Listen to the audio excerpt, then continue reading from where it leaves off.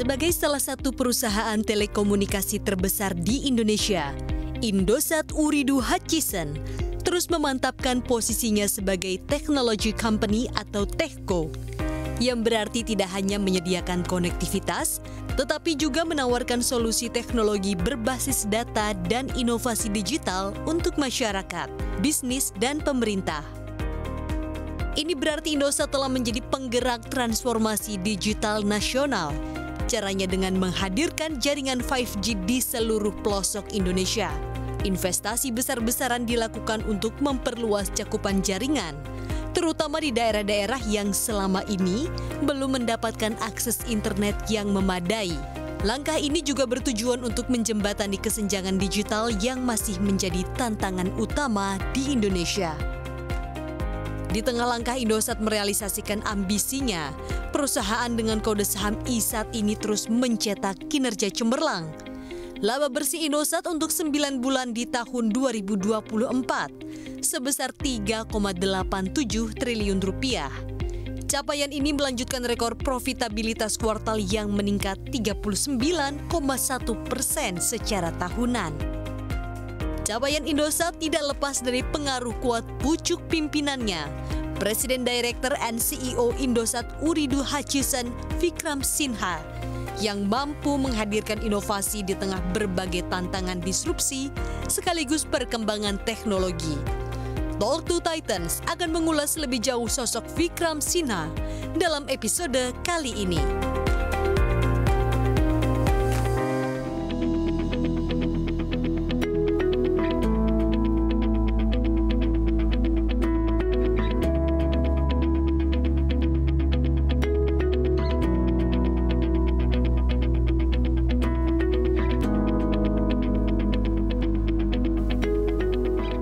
Vikram Sinha.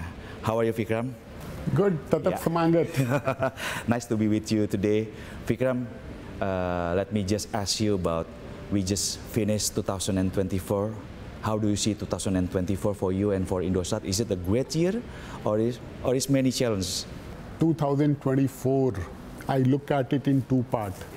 2024 was also our final year of completing the merger integration. So 2022 January, when Indosat Ooredoo Hutchison was born, we had made certain commitment. One of them was this merger is good for Indonesia, good for our customer, good for employee. There were certain commitment on synergy values. There were certain commitment on customer experience. I have to say this to you. When we completed 2024, I can very proudly say that we were able to deliver cumulative synergy value of $1 billion, recurring synergy value of 450 million. And in 30 months, what we had committed to investor and analysts that we will do anywhere between 300 to 400 synergy value in 3 to 4 years. And what we delivered is a cumulative $1 billion, recurring 450 million US, and we did it in 30 months. So overall, 2024, I'll say, was challenging, but because of the hard work and our disproportionate focus on customer experience, we were able to still deliver double-digit EBITDA growth, net profit growth of close to 28–30%. So overall, it was a very fulfilling year. As you know, Indosat stock is, I think, one of the best telecommunication stock in Indonesia. They're growing very well. And how do you lead your company so the investor will trust the Indosat compared to another telecommunication? So Daniel, not only in Indonesia, 2023, 2024, when you look at together 3 years, our total shareholder return was more than 50%. Really? Yes. When the merger started, the market cap was around 2.2 billion. Now we are in the range of 5.5. And talking about trust, I think our whole philosophy is built around the larger purpose, how we do everything which is good for Indonesia, how we do everything which delivers marvelous experience. So, and especially I have to say, focus on rural Indonesia has given us a lot of growth. Vikram, as I know, you have probably worked in 20 years in this industry. Can you tell us about the develop of the digital industry in the world? Can you tell about your journey, your experiences until now, until you get this point, you be a CEO of Indosat Ooredoo Hutchison? Maybe you can tell us about your journey. Yes, Daniel, you are right. I have been in telecom industry for 2 decades. Yeah, it's not a small time. You know, I've seen the era from 2G, 3G, 4G. 5G, now we are talking 6G, so G will keep coming and going. But I think the more important thing is that working in 5 different countries, I think the sector, telecom sector, got a lot of respect during COVID and after COVID. You know, during COVID, everyone, even the policymaker, the government, they understood how important is this sector for the country.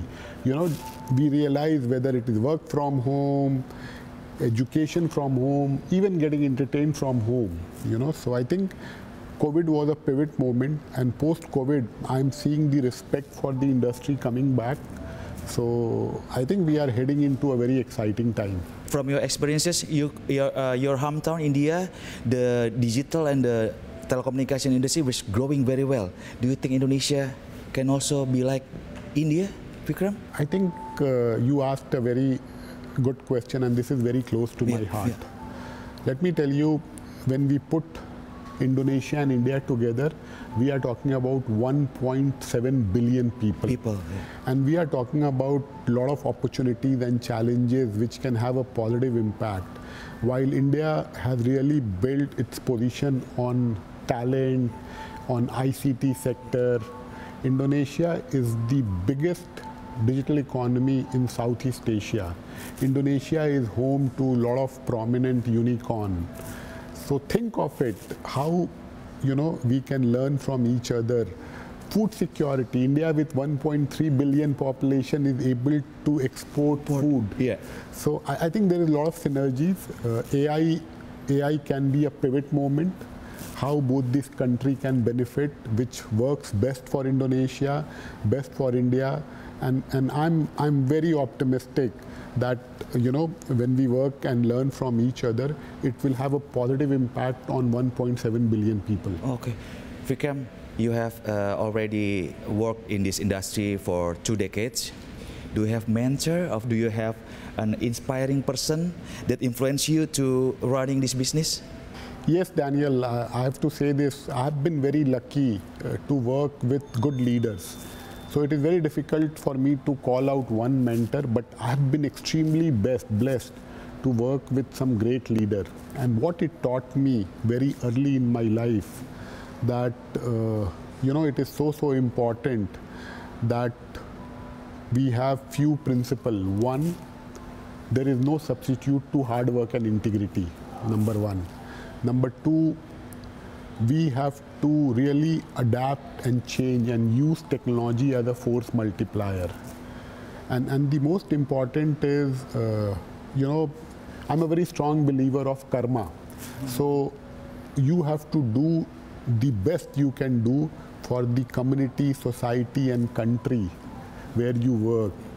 And then good things will come back to you. So I've been extremely blessed with a lot of good mentors.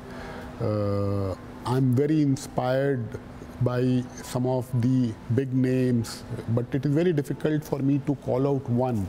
But the person who really changed me was my father. You know, he taught me to always stay kind and always stay optimistic. You know, challenges will come and go, but you have to have this very optimistic and humble and kind outlook. In 2 decades, I think you already achieved many goals, Vikram. Do you have any dream that hasn't come true yet, and you have to realize in the near future? Yes, I'm you know, I'm very blessed. I'll be judicially honest with you. I'm extremely blessed.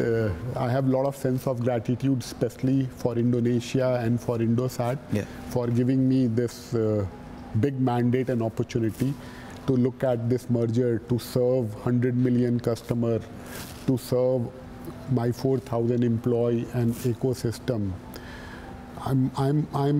What drives me is when I see people around me doing well, and if I'm helping people succeed, that gives me a lot of motivation. When I see smile around people, you know, we spend a lot of time in our work, you know, it is infectious. When you see people around you, when you bring smile, when you help people succeed.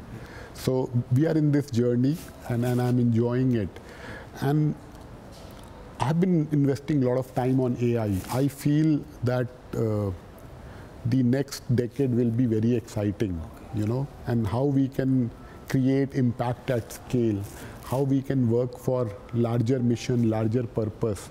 That is what my dream is. You know, I have got to a place where, you know, I want to enjoy doing hard work which has impact at scale.